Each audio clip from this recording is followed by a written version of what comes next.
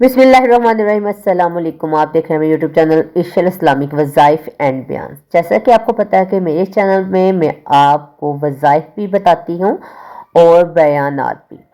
तो मोहतरम नाज़रीन, जो है वीडियो को स्किप मत कीजिएगा, पूरी वीडियो देखिएगा, क्योंकि आज की जो वो वीडियो है वो एक ऐसी बीमारी है जिसमें इंसान जो है दवाइयाँ खा खा के थक चुका है। जैसा कि आपको पता है कि कुरान पाक में हर बीमारी का इलाज है।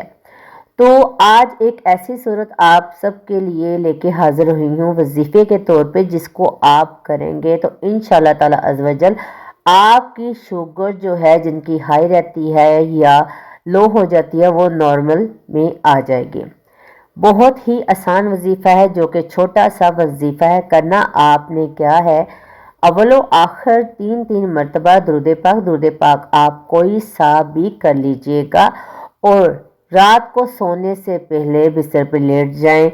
आपने वज़ू की हालत में लेटना है। सोने से पहले आपने 3 मरतबा दुरूद पाक पढ़कर और अपना उल्टा हाथ यानी कि लेफ्ट हैंड अपने पेट के ऊपर रखकर आपने 21 मरतबा सूरत फातिहा पढ़नी है।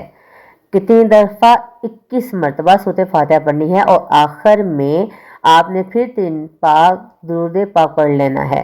3 बार दुरूद पाक पढ़ने के बाद आपने सो जाना है। आप खुद रिजल्ट देखेंगे, जैसे ही दिन गुजरते जाएंगे आपकी शुगर जो है नॉर्मल हो जाएगी।